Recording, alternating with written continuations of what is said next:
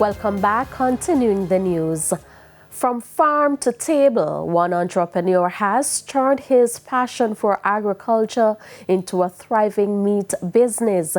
It's the story of Williams Meat. Here's Deidre Thomas with this week's edition of the Business Review.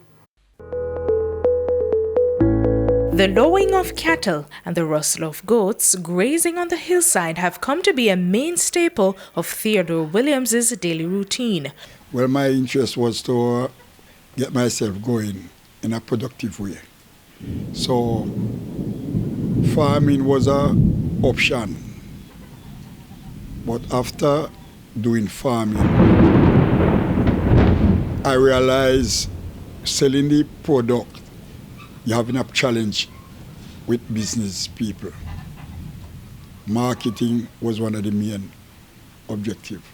Sometimes the business go up and down.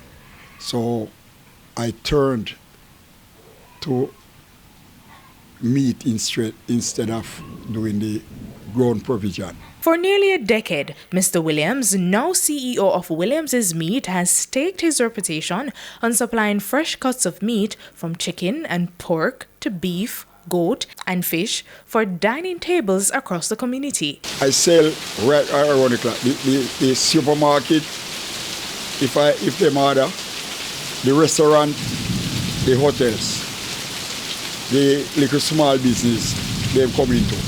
Customers have come to associate his name with the highest level of quality, but behind the steady churns of the business lies a different struggle. You have the foreign goods, which is coming in at a cheaper cost, and the local stuff not getting there. The price for the foreign goods comparison to the local goods, you have a challenge. Still, Mr. Brown is setting his sights on even bigger goals. The next move, what I would really head in for now, is try to really get back some market, upgrown, how I can really motivate back the business. For others looking to carve their own path, he has one piece of advice. Going into a business, you have to make up your mind because there's tough time.